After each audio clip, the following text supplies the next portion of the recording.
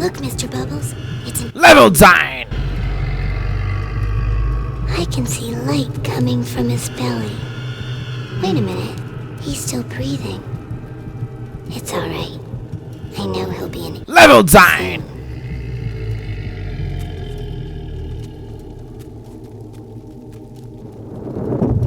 Que fase!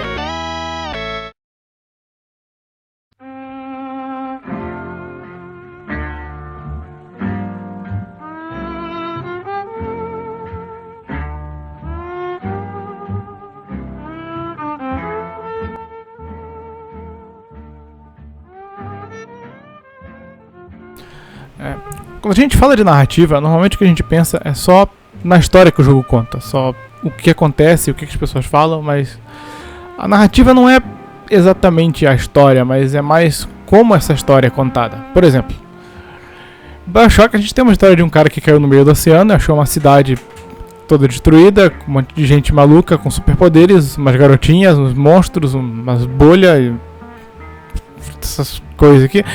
Essa história pode ser contada do ponto de vista do cara que caiu, do Andrew Ryan, de um Big Daddy, do Jaiminho. Ela pode ser contada através de textos, de diálogos, de cutscenes, ou mesmo através do level design. É bom lembrar que o BioShock é um FPS feito antes de Modern Warfare, então ele tem uma estrutura muito mais parecida com Doom ou Quake do que com esses jogos de tiro mais novos. O jogador tem um monte de arma de uma vez, tem uma barra de vida, ele tem que ficar andando pela sala procurando itens ao invés de ser uma coisa direta. E ele é bem divididinho em fases, ao invés de ser uma história seguida, como por exemplo o Infinite. E ele usa essa estrutura de fases para organizar melhor a história e te contar em cada fase um pedacinho do que aconteceu em Rapture. E hoje a gente vai falar especificamente da segunda fase do jogo, a Medical Pavilion, e de como ela usa o level design para ajudar na narrativa do jogo. Começando a fase, você já vê esse cartaz que já te dá uma ideia sobre o que é a fase. Em parte, sobre beleza e perfeição. Você vê no cartaz escrito: com Ada não existe motivo para não ser bonita. Isso fala um pouco sobre como as pessoas em Rapture estavam obcecadas com a busca pela perfeição depois que eles encontraram Adam, que foi a substância que deu poderes para todo mundo. A placa ali tá torta, as paredes estão cheias de mofo, o chão tá cheio de sangue, essa planta aqui tá crescendo pra caralho, ninguém corta esse negócio faz tempo. Isso dá pra mostrar que ninguém tá cuidando da cidade, ela tá indo pro caralho mesmo. Esse é um tema comum em BioShock, você encontra os cenários sempre bem largados e destruídos, cheios de escombros e coisas do tipo. Você não vai direto pra Medical Pavilion, você vai primeiro tentar sair de lá pela saída de emergência, que tá fechado. E aí o jogo vai te dar o primeiro objetivo da fase, que é encontrar a chave pra abrir essa saída. Como o Atlas te avisa ali.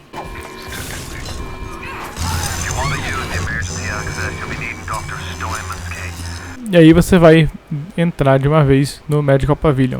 Mais uma vez você tem uma planta que cresceu muito, você tem vários escombros, uma pessoa morta aqui e um monte de água caindo pra você lembrar que você tá embaixo d'água e que a cidade tá afundando. Nesse corredor você tem vários cartazes do Dr. Steinman, que é, digamos, o vilão dessa fase. E esse flashback fantasma te dá a primeira indicação de que os pacientes desse médico não estavam muito satisfeitos com o trabalho que ele fazia com eles. Por toda a fase você vai encontrar essas imagens, essas fotos com marcações feitas em sangue pelo médico, que representam as vítimas dele. Nesse mesmo lugar, mais uma vez, a gente vê água caindo pra lembrar da decadência da cidade. E aqui embaixo você tem escrito em sangue também: acima de tudo, não machuque ou não cause o mal. Assinado pelo doutor, que começa a mostrar pra gente o quão maluco se tornou esse cirurgião. De novo você tem aquela mensagem do cartaz do início que diz que com Adam não existe mais motivo pra alguém ser feio. Só que dessa vez escrita com sangue, provavelmente pelo médico. Outra coisa interessante na fase que ajuda a reforçar o tema e a narrativa são os tipos de inimigo que aparecem nela. Todos são ou mulheres jovens, que é o que normalmente a gente associa com os conceitos de beleza e cirurgia plástica e tudo mais, e médicos e enfermeiras, que é quem provavelmente estava trabalhando na parte médica da cidade.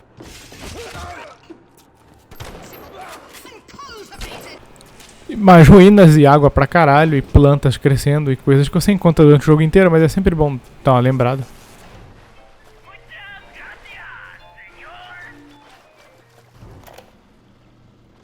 Não é exatamente level design, mas BioShock usa também essas gravações pra te explicar o que aconteceu na história. A gravação em si pode não ter nada a ver com level design, mas a posição onde elas estão encaixadas tem muito a ver. Essa aqui, por exemplo, do lado daquela frase na parede, tem o Steinman falando sobre como agora o Adam seria uma ferramenta importante nas cirurgias dele.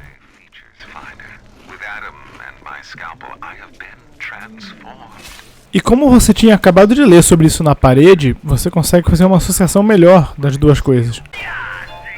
Essa aqui tá do lado de uma máquina que vende itens, e aqui o Andrew Ryan reclama de como as pessoas estavam quebrando e hackeando essas máquinas. Isso, mais uma vez, reforça a decadência de Rapture, como todo mundo estava quebrando tudo, e te dá uma dica de que você também pode hackear e roubar essas máquinas, se você ainda não tinha entendido isso.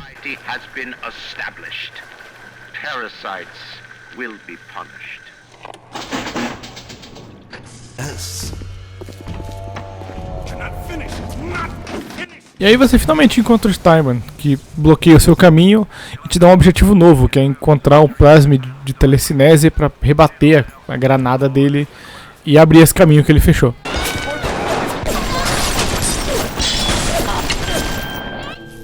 Meu Deus, que violência. E andando pela fase você vai acabar dando de cara com esse bloco de gelo aqui. E você precisa derreter esse bloco de gelo aqui, e o jeito de derreter esse bloco de gelo é usando um plasmid que queima as coisas. E onde você vai encontrar um plasmid que queima as coisas? Num crematório.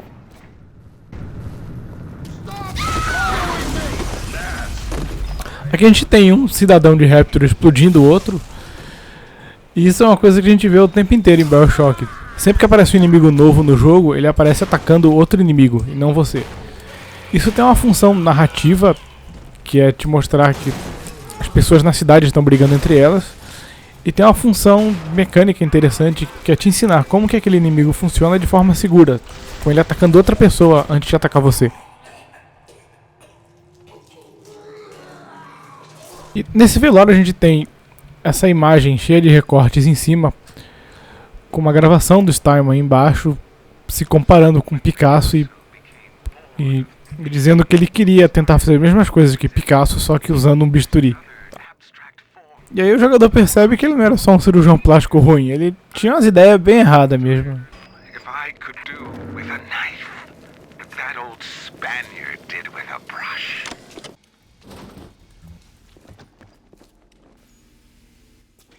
Finalmente no famoso crematório você acha o plasmid de fogo, que faz sentido estar no lugar onde eles queimam as coisas, assim como também faz sentido ter esse monte de óleo aqui que você pode usar pra queimar esses caras aqui e já aprender como é que usa esse plasmid novo que você pegou. E é bem legal como a fase tenta justificar a posição dos itens. Você tem uma coisa de fogo num crematório e você tem esse óleo aqui que faz sentido, e isso vai acontecer de novo com o próximo plasmid que você pega, que é finalmente o plasmid da telecinese, só que de um jeito um pouquinho mais forçado.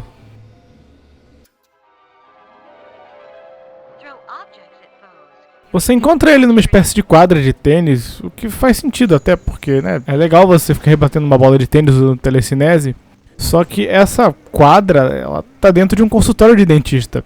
E o jogo justifica isso com esses troféus aqui, que indicam que o dentista jogava tênis, e esse cartaz aqui que mostra que o campeonato de tênis de Rapture era patrocinado pelo plasmid de telecinese e por algum dentista, sei lá. Tem uma frase sobre higiene bucal aqui.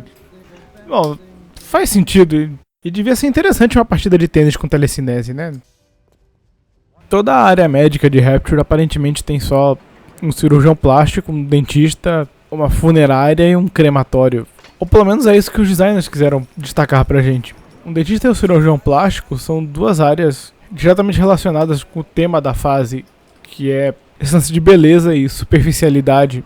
E as outras duas áreas são relacionadas diretamente com morte, que também é um tema constante no jogo. Então você vê que os designers não escolheram qualquer coisa à toa, eles queriam mostrar uma coisa pra gente, escolhendo essas áreas especificamente. Falta falar da funerária, onde a gente tem algumas coisas legais, como por exemplo, aqui na recepção, embaixo da mesa, você tem esse cara morto, escondido, sem nada. E se você olhar o caixa, você vai ver que ele também não tem nada.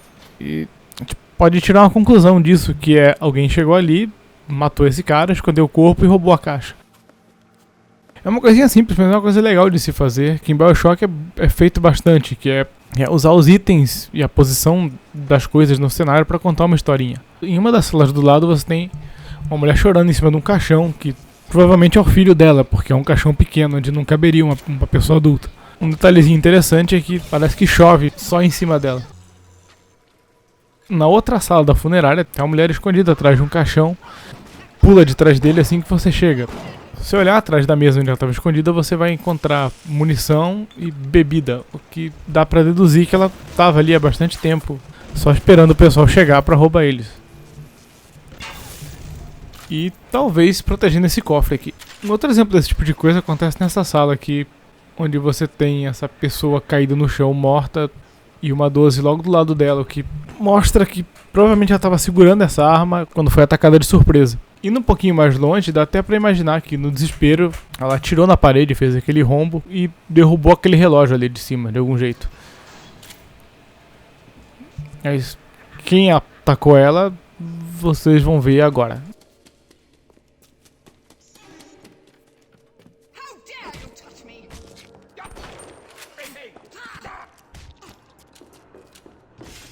Então, agora que a gente tem o plasma de telecinese, a gente pode ir atrás do chefe, que é o Steinman. No caminho a gente tem mais vítimas dele, mais personagens figuradas, mais fotos. Até que finalmente... What can I do with this one, Aphrodite? She won't stay still! I want to make them beautiful, but they always turn out wrong! That one's too fat! This one's too tall! This one's too symmetrical! And now... What's this, guys? An intruder! He's ugly! Ugly! Ugly! Ugly! E aí tem uma batalha de chefe bem ruim. Mas a fase não acaba aqui ainda. Antes da fase acabar, você ainda aprende sobre as Little Sisters e tem a sua primeira luta com o Big Daddy. Ou não, se você não quiser, não precisa. De qualquer forma, a fase acaba aqui e o vídeo também, porque acaba a fase. Mas pode parecer que eu não falei muito de level design, só que tudo que eu falei é level design. O posicionamento dos inimigos, o posicionamento dos itens, o que tem nas paredes da fase. E o que eu queria mostrar pra vocês hoje é que você pode criar uma ambientação e melhorar a sua narrativa usando o nosso querido level design.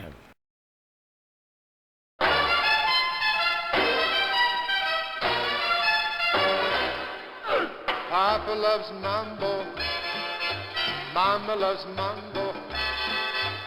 Look at him sway with it, getting so gay with it, shouting Olay with it, wow. Papa loves mambo, Papa loves mambo.